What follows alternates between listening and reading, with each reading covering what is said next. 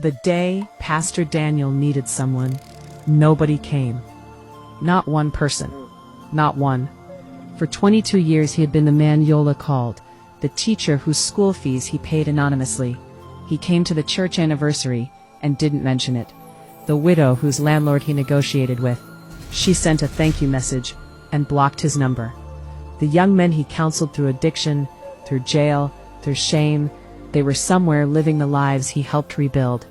He did not help them for repayment, but he was human enough to feel the absence.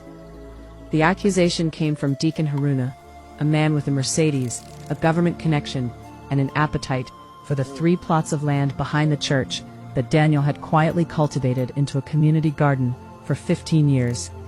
The charge was land grabbing. It was so absurd it should have collapsed under its own weight. It didn't, because Deacon Haruna had filed papers, hired a lawyer, and told a story with enough official language to make ordinary people afraid to contradict it.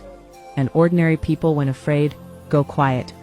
The church committee went quiet, the congregation went quiet, even Mama Blessing, the woman Daniel had sat with through 3 days of labor when her husband was too drunk to come, went quiet. The hearing was in a small government office on a Thursday morning. Daniel arrived in his best shirt, a plain white kaftan, slightly worn at the collar. He had ironed it himself. His wife had left him 6 years ago, not from cruelty, but from exhaustion, and he understood. He sat alone in the waiting area, a man who had filled rooms his entire life, now filling a plastic chair by himself, just for steadiness. The door opened at 9:17 a.m. A young man walked in, 26 years old perhaps, dark suit, slightly too large, carrying a folder. Daniel looked at him and felt nothing at first. Then the young man said, "Pastor, you don't remember me.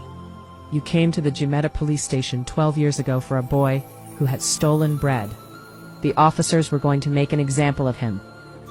Daniel looked at him more carefully. "They made me stand in the sun for 4 hours," the young man continued. "You came in and stood next to me. You didn't know me. You just stood there until they let me go." He opened his folder. "I'm a lawyer now. I found out about the hearing 3 days ago. I drove from Abuja. The case was not won easily. It took 4 sessions, 2 adjournments, and a document that Daniel himself had almost forgotten, a land agreement from 2008, stamped and witnessed, that proved community ownership. The young lawyer, his name was Suleiman, found it in the church archive at midnight, under 17 years of choir schedules and Sunday bulletins. Deacon Haruna's case collapsed on a Wednesday.